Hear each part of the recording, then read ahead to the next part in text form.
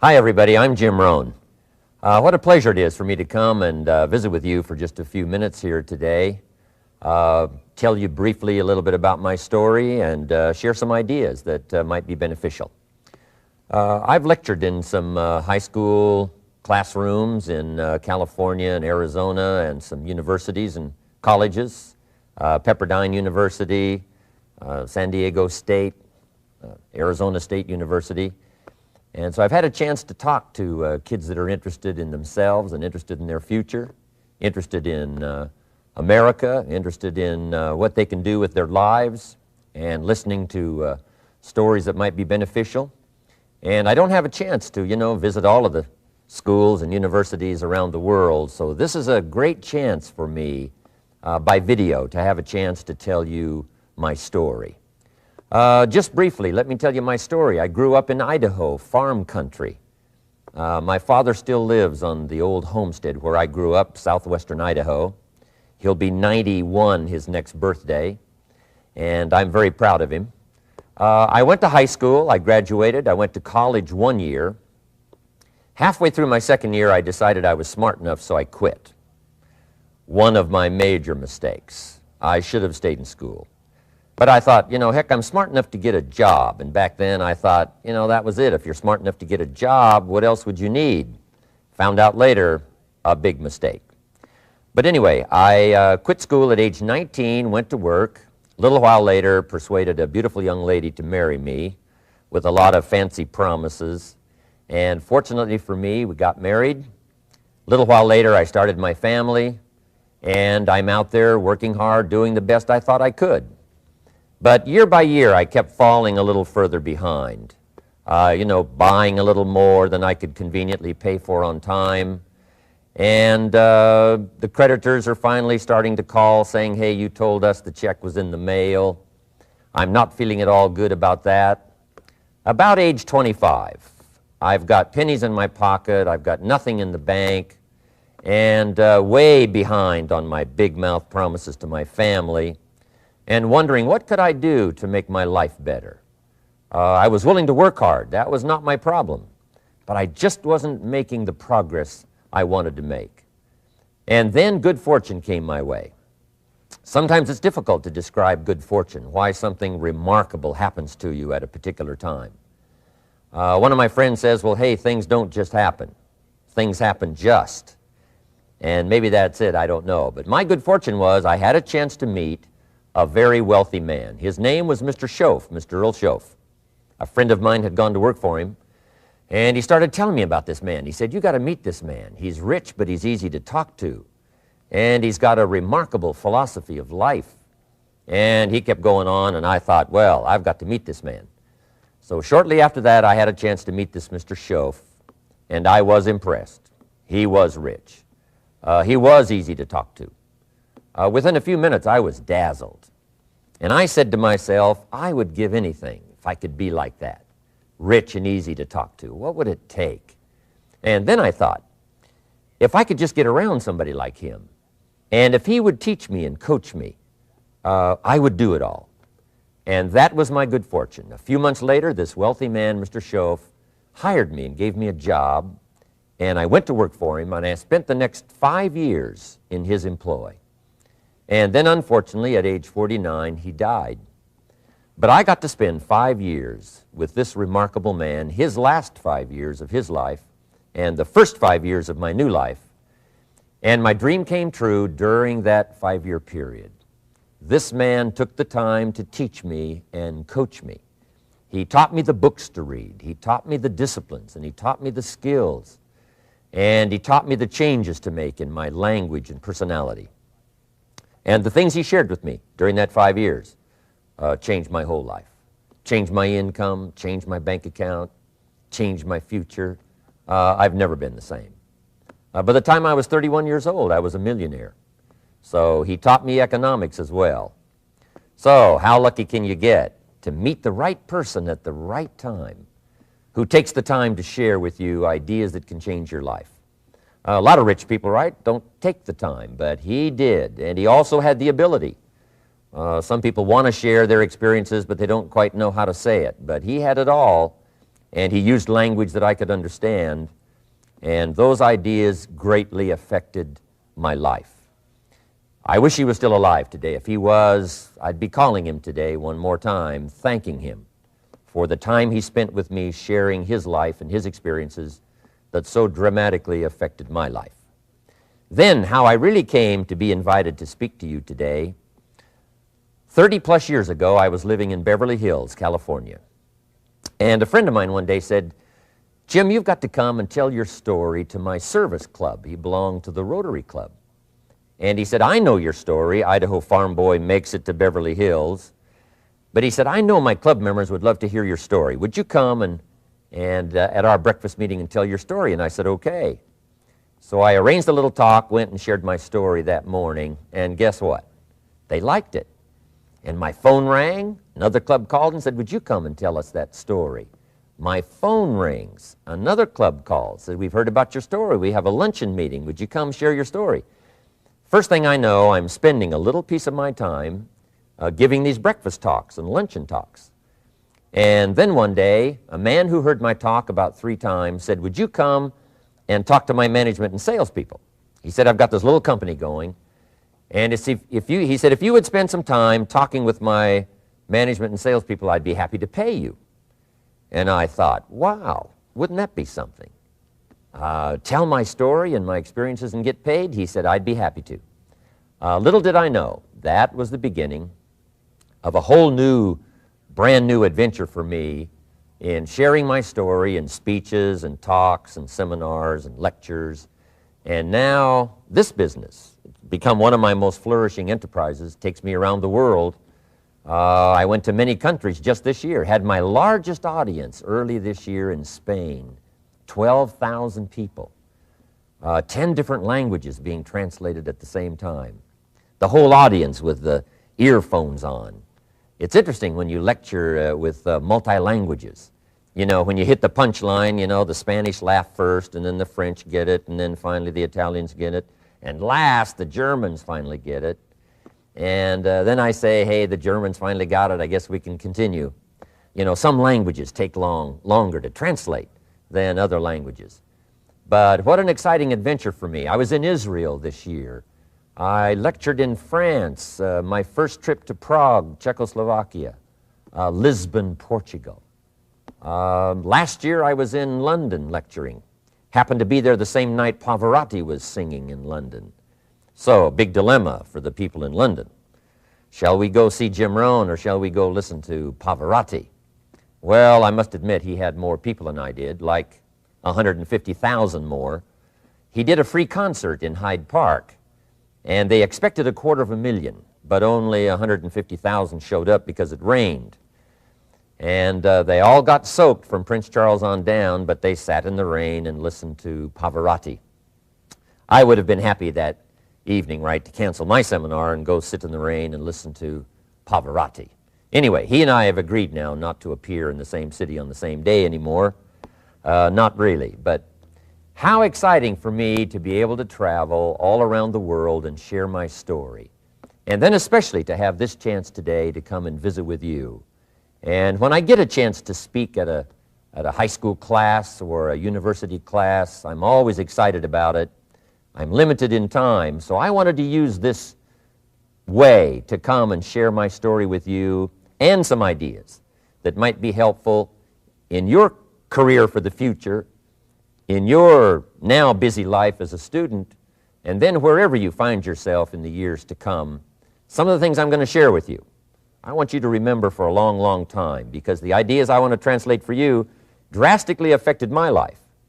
And if I can share now and affect your life, and you write me a letter or tell me in person someday, "Mr. Rohn, I listened to your video and I watched it carefully, and sure enough, some of the ideas that you shared greatly affected me, and here's what's happened to my bank account, here's what happened to me in school, here's what's happening to my future," that'll give me great, great satisfaction. So the man who shared with me ideas that changed my life, I want to share with you 3 of those basic subjects. When I met him, I was 25 years old, and when I first got acquainted with him, I used a lot of excuses as to why I wasn't doing well. And he said, well, tell me a little bit about your story. And I told him, you know, I was behind on my bills, had pennies in my pocket and nothing in the bank, that I was embarrassed about being behind on my big mouth promises to my family. And then he gave me one little simple phrase that really forever changed my life. And here's what he said. Mr. Rohn, if you want the future to change for you, you've got to change. And he said, if you don't change, the next 6 years of your life is going to be just like the last 6. You'll still be behind on your bills. You'll still be behind on your promises. But then he gave it to me in the form of a promise. When I was 25 years old, I've remembered it all these years, and I've shared this promise now with probably over 3 million people in the last 30-plus years. And it's going to be valid for you, so listen carefully to this promise. My teacher said to me, young man, if you will change, everything will change for you. If you will get better, everything will get better for you. What a clear message that was for me. He said, if you'll change your philosophy, if you'll change your habits, if you'll refine your thinking, if you'll change and accept some new disciplines, if you'll turn the corner where you've been in the past, go for a new life for the future, he said, all kinds of remarkable things will happen for you if you will change. Before I met Mr. Schoaf, I used to cross my fingers and say, I sure hope things will change. I was hoping the government would change and the tax structure would change and that my boss would change and pay me more money. I was hoping that, you know, economics would change and prices would come down, and I was hoping that circumstances would get better. And then I discovered from my teacher that those things are going to continue the same. In fact, all of those things that happen to us is kind of like the wind that blows. And the wind blows on us all. In fact, in America especially, the last 6,500 years of recorded history, we've got probably the most favorable wind that's ever blown.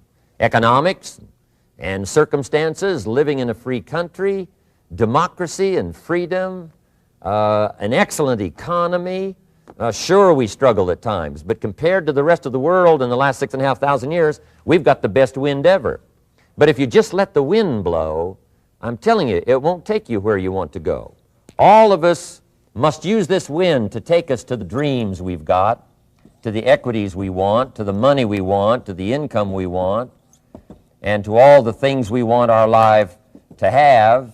This is where we want to go, and we've got a good wind, but we must not leave our future just to the wind, just to the economy, just to the structure of the way things are happening today. Here's what we must learn to do, and that is set a good sail.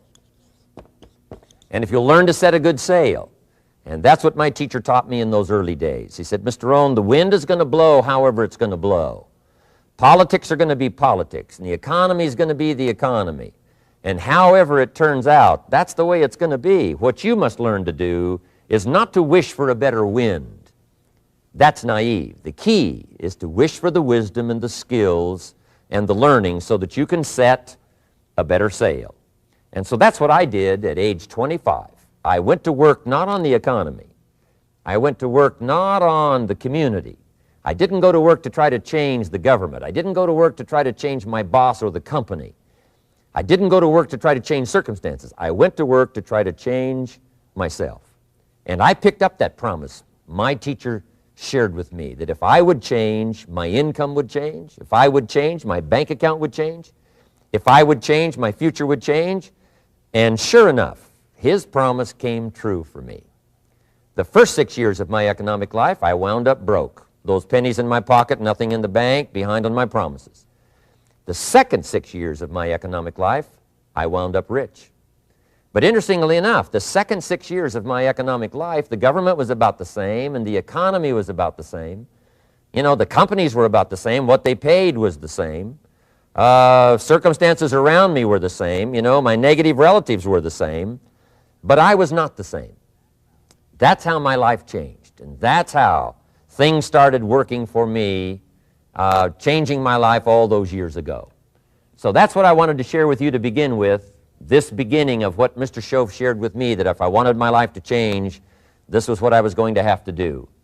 And so he broke it down into 3 subjects that really made an impact on my life, and I want to share those with you. The first subject he called personal development. And the second subject he called setting goals. And the third was how to become financially independent. And I'd like to give you just a few clues from those three major subjects that so dramatically affected my life. And let's get started. The first one is personal development. Now, in illustrating personal development, Mr. Schoaf, my teacher, started with money. You know, money's not the only place to start in talking personal development, but it's where he started, so let me share the thoughts he shared with me back then. Let me share them with you. Here's the best lesson I can give you on economics. It's very simple. We get paid for bringing value to the marketplace. That's about as simple as I can put economics. We get paid for bringing value to the marketplace. Now, it takes time to bring value to the marketplace. However, we do not get paid for time, so we cross that out. Mistakenly, the man says, I'm making about $20 for an hour. Not true. If that was true, you could just stay home, right, and have him send your money. So that's not true. We don't get paid for time. We get paid for value brought to the marketplace. Now, since that's true, here's one of the key questions of my talk to you today. Is it possible to become twice as valuable to the marketplace and make twice as much money in the same time? Is that possible? The answer is yes. Could you become 3 times as valuable as you might be right now to the marketplace and make 3 times as much money in the same time? And the answer is yes. 5 times, 10 times? Of course.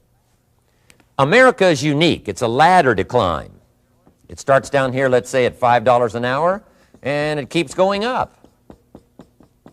Top income last year, $80 million. The guy who runs Coca-Cola.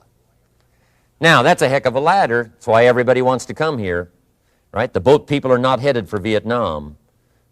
People haven't plotted and schemed for 50 years saying if I could just get to Poland, everything would be okay. Not true. Everybody wants to come to America. And the reason is because we've got the best wind ever blowing in our favor. We've got the best economic opportunity anybody's had in 6,500 years. And all you have to do is understand it and take advantage of it. Now, there's some key questions to ask here. Why would the marketplace pay someone only $5 an hour? Very simple answer. They're not very valuable to the marketplace. Now, we must underline to the marketplace. This person might be a very valuable brother. Yes. Member of the family, valuable. Yes. Valuable member of the church, of course. Valuable citizen of the country? Yes. Valuable in the sight of God? No doubt. We're all of equal value in the sight of God. But if you're not very valuable to the marketplace, you don't get much money. You say, well, it shouldn't be that way. Well, then you got to start your own country. You know, this one's been in process for 200 years, and this is the best we've been able to come up with so far. But here's the key. You don't have to stay here. Now, there was a big debate in Congress last year that this $5 was not enough, should be 6, should be 6, should be 6. But we don't need legislation. 6 is already on this ladder. The next step up. You know, if you work for McDonald's, they'll pay you $5 an hour to take out the trash. If you whistle while you take out the trash, they'll pay you $6 an hour. So we don't need that legislation. You just need to take lessons on how to whistle. Have a good attitude. Now, as you begin to climb this ladder, why would the marketplace pay some people $50 an hour? Answer, evidently, they must be more valuable to the marketplace. 10 times more valuable. And is that possible for someone to be 10 times more valuable and earn $50 an hour instead of 5? And the answer is yes. That's what America is all about. Now, why would the marketplace pay some people $500 an hour? Evidently, this person must be much more valuable to the marketplace. That's what's important to understand, to the marketplace. And would the marketplace pay one person $80 million for 1 year's work? And the answer is, of course. If you helped a company make $1 billion, would they pay you $80 million? I'm telling you, it is possible. And that's why America is so exciting. That's why this financial ladder is so exciting. It's possible for all of this to come true for all of you, no matter where you start. As a student in school, just getting started out there in the workplace, this is all possible for you. Now, Mr. Schoaf gave me the clue on how to climb this ladder as high as I wanted to climb. Now, we're talking primarily economics here. There's a lot of other ways to become valuable to your family, valuable to your friends, valuable to the community, valuable to the team, right? Valuable to the team effort, valuable to the concert. But here's what he said to me. In climbing this ladder economically, all you have to do is work harder on yourself than you do on your job. Once I heard that, it made sense to me. I kept hoping that everything else would change around me, found out that if I went to work on myself, worked on my skills, worked on my language, if I became better than I was each year, if I grew in skills and language and vocabulary and competence, then I would become attractive to the marketplace. Not very long ago, a company called me and said, Mr. Rohn, we're expanding internationally. We'd like to have a bit of your expertise to help us. Would you give us a bit of your time? We'll add some millions to your fortune. And I said, okay. And I thought later, isn't that interesting they would call me? Then my second thought was, of course they'd call me. Who else would they call? I can get the job done. Now, what a contrast for me, farm boy from Idaho, raised in obscurity, parents of modest means, broke when I was 25. How come I would get a telephone call and someone offer me a lot of money to help them in expanding around the world? Simple answer, evidently. Something happened to me between age 25 and where I am today. And I can tell you where it all started. From my teacher, Mr. Schoaf, who said to me, we don't have to change what's going on out there. That's the wind that's blowing. All we have to do is change what's going on in here. And now there's several ways to do that on personal development. And let me give you those ways. Here's the first one. We must learn from personal experience. Pretty simple. Learn from what happens to you. Take a look back over the last few months. Did you make some mistakes? How could you correct those for the future? Take a look back over the last year. Have you done it right or done it wrong? Let's correct it for the next year. Learn from your personal experience. Mr. Schoaf asked me when I first met him, he said, Mr. Rohn, how are you doing? You've been out there now 6 years. And I said, I'm not doing very well. He said, I suggest you not do that anymore. What a simple, swift analysis to my situation. He said, if you keep doing it, the next 6 years will be like the last 6. You don't want that to happen. Let's make the changes. So learn from your personal experience. Now here's number 2, why I came to share this video experience with you today. And that, I call it OPE, other people's experiences. That's me, other people. That's your teacher, other people. That's your friends and colleagues, other people. The people you meet that can pass along to you their experiences, what's happened to them, the mistakes they made, how they corrected them, how they changed their health and changed their bank account and changed their income and changed their future. That's it, other people. Now, there's 2 kinds of people to learn from. One is failures.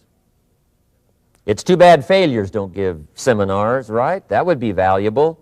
Bring your notebook, have them tell you how they lost it all and threw it all away, threw their health away and threw their friendships away and things didn't work out well. That would be valuable. But now then we must also learn from positive, people that have done well. They've got the health, and so we ask them, how did you become so healthy? They've got the skills, so we ask them, how did you become this skillful? They've got the income, so we ask them, how did you get here in such a short period of time? So now here's what's important in personal development. In learning from other people, we learn, number 1, by observation. We learn what we see. We watch people that are successful in what they do. In sports, we watch their disciplines. In business, we watch their disciplines. By observation, what we can see. The reason I created this video is something that you could see someone's experiences translated for you. Second, we learn by what we hear. I've got some of my lectures on cassette tapes, so you can take them with you wherever you go and learn by listening. Turn your car into a mobile classroom and listen. And then listen to the sermon on Sunday morning. Listen to the lectures. Listen to the teacher. Listen to someone who's got something good to say. And then number 3 is vitally important on personal development, and that is read all the books you can possibly read in your lifetime. Mr. Schoaf got me started on my library. I've got one of the better libraries. Haven't read everything in it, but I feel smarter just walking in it, my library. At least I was smart enough to buy it. Now I got to be smart enough to read it. And then, of course, I got to be smart enough to decide what's valuable and then do it. But this one is very important. Become a good reader. Some books that helped change my life. Mr. Schoaf recommended, of course, the Bible. And my parents made sure I was a pretty good scholar by the time I was 18. That's been so beneficial for me, drawing from those illustrations, reading about those stories, people who made it and people who didn't make it, and what the difference was. And then other books that helped to really change my life. One called Think and Grow Rich by Napoleon Hill. And then a book that helped me become financially independent by the time I was 31. And that book is called The Richest Man in Babylon by George Clason. And I'm going to share a little bit of that book with you when I get to financial independence today, our third subject. But I started reading the books, attending the classes, making sure that I got in front of people that had something good to say. And then I started keeping a journal. One of the major things my teacher taught me was to keep a journal. He said, don't trust your memory. If you hear something good, just make a little note and write it down.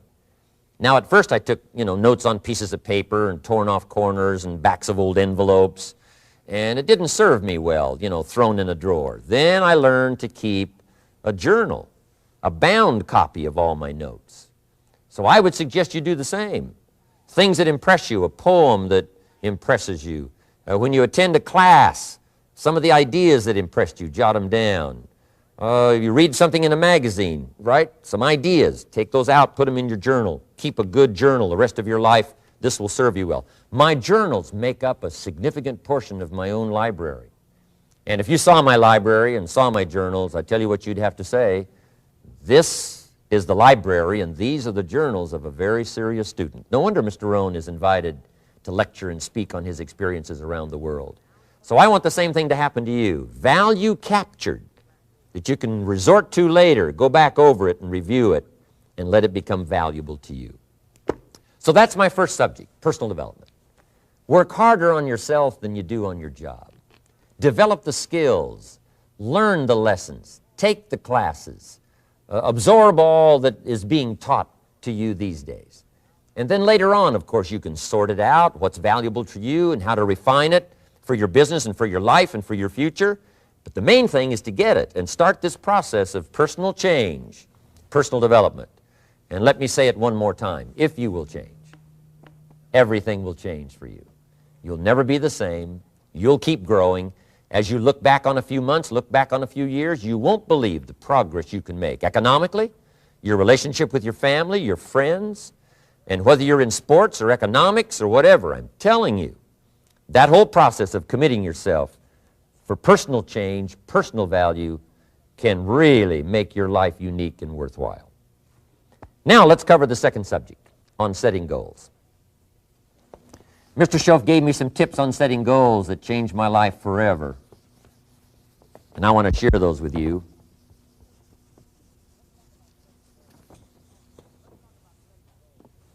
So let's talk about setting goals, and I also want to tie it to personal development, and you'll see how I'm going to do it as I progress here. Setting goals. We need to take a look into the future.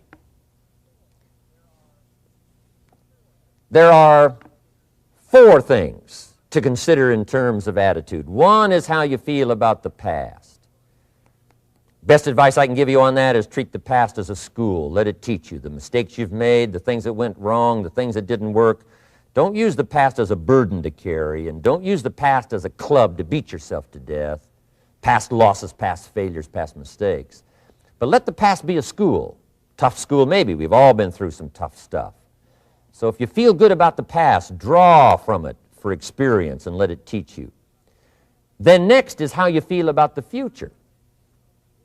We've got to have the future well designed. The future is called the promise. And here's what we teach in our leadership series. The promise of the future can be an awesome force for your own future. The promise of the future, designing the future. There's two ways to face the future. One is with apprehension, and the other is with anticipation. I promise you, in my travels around the world, most people face the future with apprehension. And here's why. They don't have it well designed. They've sort of left that up to someone else to fix. But here's the best way to face the future, with anticipation. And you can face the future with anticipation if the future is clear, if the future is well designed. And I would like to have you consider some thoughts with me that help me to really change my future by giving it some thought and some consideration. And here it is. In setting goals, it's very simple. Number one, decide what you want. You just take a little time. You sit down and say, what do I want? What kind of skills do I want? What kind of income do I want for the future? What would I like?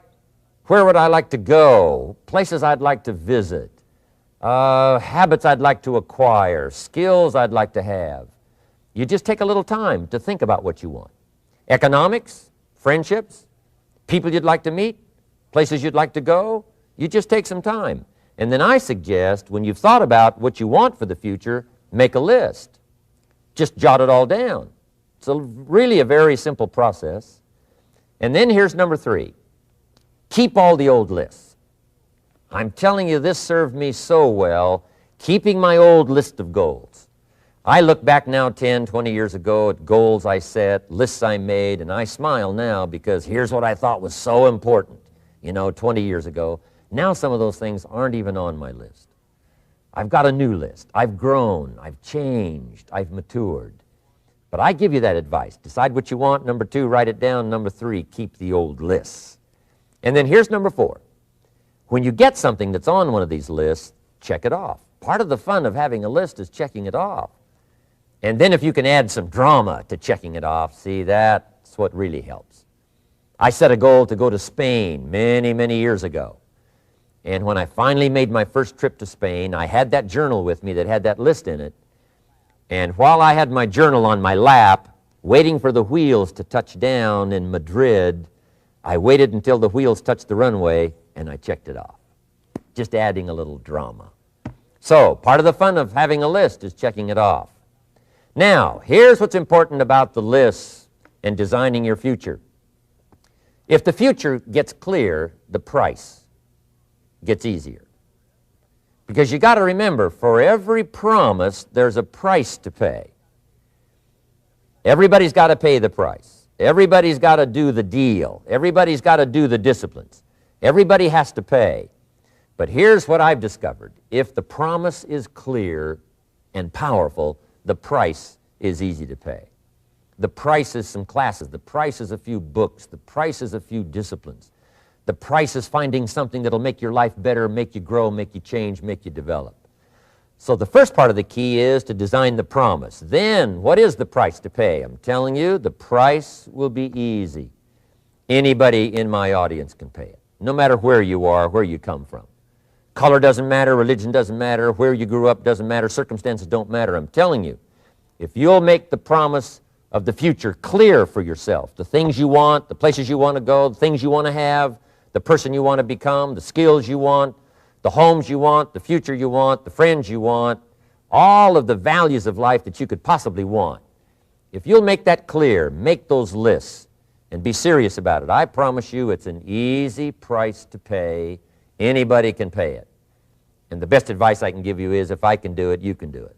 Farm boy from Idaho, raised in obscurity, I changed my life, turned it upside down, turned it all around, found economics, found future, found promise, and if I can do it, you can do it.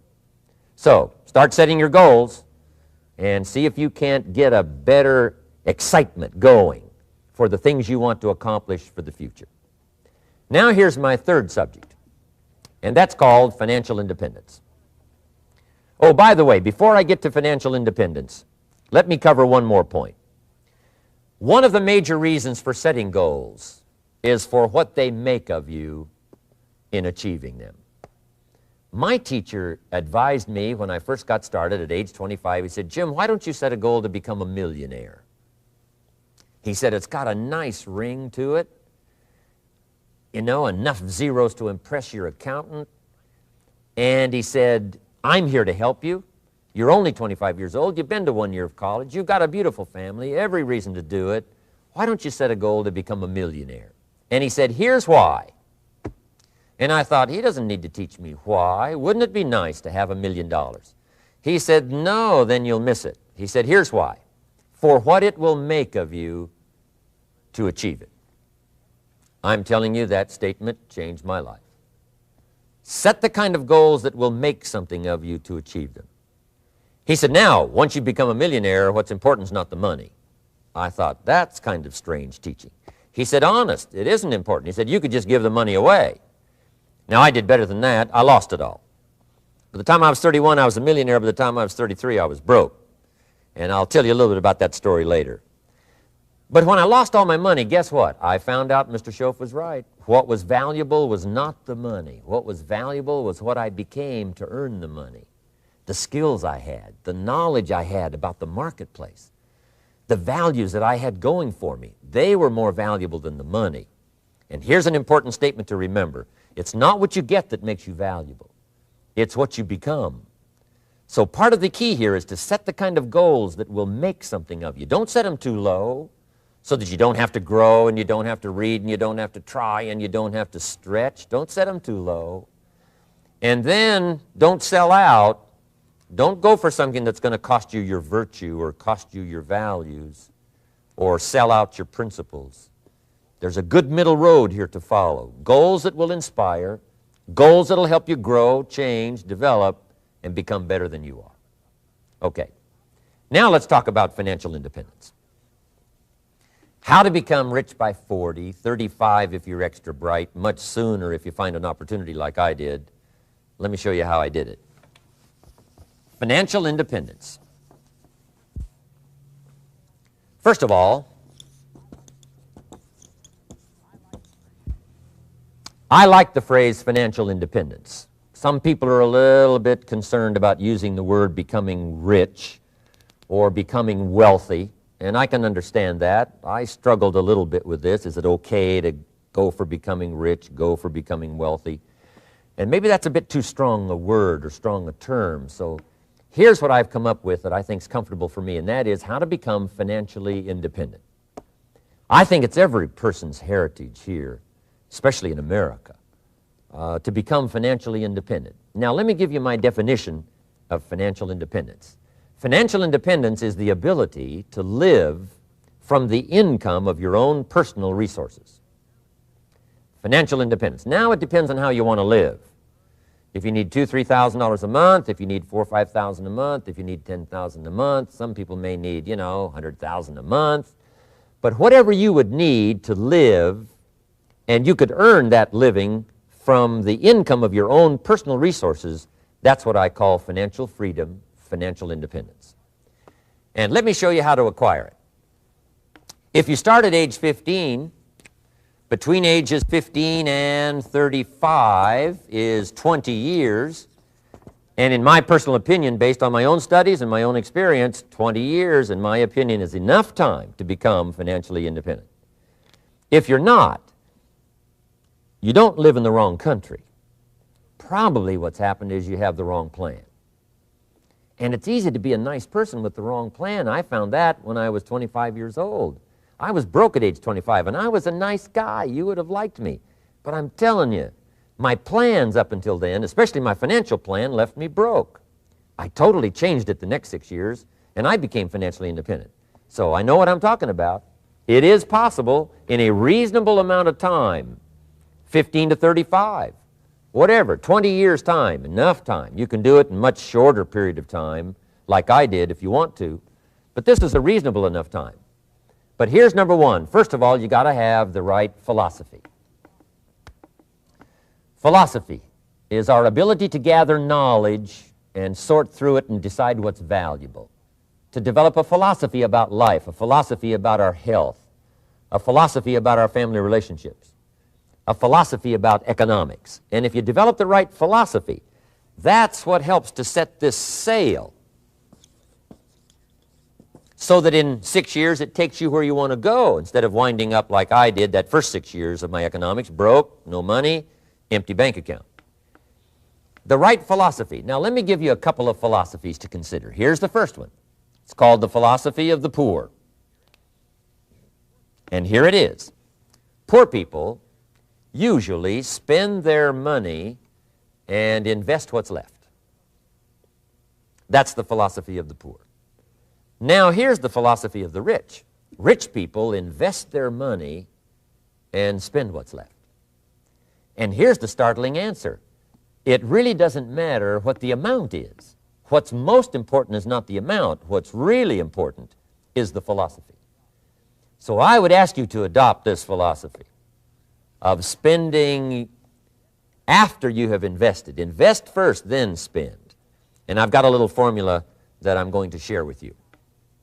Now, what should a child do with $1? I mean, there's a lot of debate going on, I'm sure, across the country on what a child should do with $1. Here's one opinion. It's only a child and it's only $1. What difference does it make? Well, in my opinion, it makes all the difference in the world. A person's economic future starts with a child with $1. Somebody says, oh, no, you're only young once. Let him spend it all. Well, when would you hope that would stop? Somebody says, well, wait till he's 50 and broke like me and, and then he'll learn. Well, no, we don't want to wait that long. If I would have known earlier than age 25, I would have changed. In high school, if they would have had classes called Wealth 1, Wealth 2, I'd have taken both classes. I would not have waited until age 25. So, the earlier the better. So, what should a child do with $1? Here's the simple premise to begin with. Don't spend it all. And if a child wants to spend the whole $1, you got to say, hey, don't spend it all. Don't spend it all. They'll say, why not? It's my $1. I earned it. You say, I know you earned it, but don't spend it all. They'll still say, why not? Say, let me show you why not. So you put them in your car, take them to the other side of town, and show them where people live that spend the whole $1. You just drive them around. Kids learn best by visual. Just drive around and say, would you like to live here? Kid says, no. Would you like to live like these people live? Kid says, no, no. Then you can't spend the whole $1. So, kids will get the message. So, take them to the other side of town, show them around, unless you already live there, and then just show them around. Anyway, don't spend the whole $1. Now, let me give you my best view of what to do with $1. And I promise you, if you started at age 15, now if you're over 15, right, you've still got plenty of time. You still got 20 years. If you're 30, you've still got 20 years. I mean, you still got plenty of time to start what I'm about to share with you.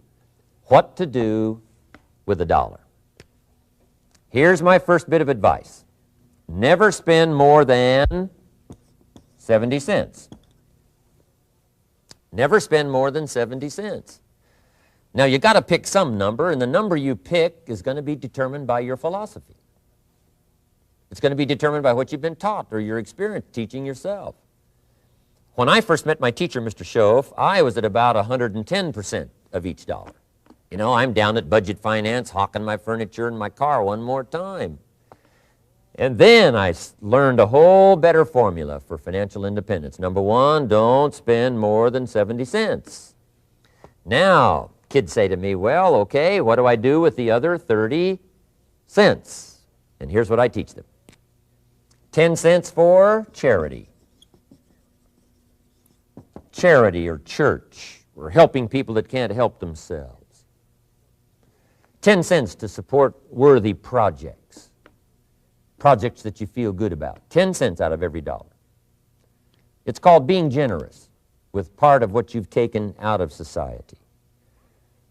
Now, in my opinion, nothing teaches us character better than generosity. No class, no teacher, no book teaches character better than generosity. And the best time to start is when the amounts are small.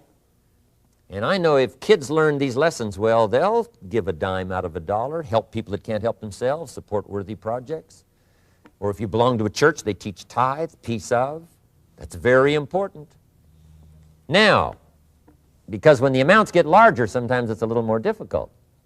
You know, giving 100,000 out of a million, someone says, oh, if I had a million, I'd give 100,000. I'm not sure. That's a lot of money. So the time to start is when the amounts are small, 10 cents out of the dollar. Okay, next 10 cents I call active capital. Active capital means do something to make a profit. Active capital. Set aside a portion of your income. Wages are okay, but I'm telling you, wages will make you a living. Profits will make you a fortune.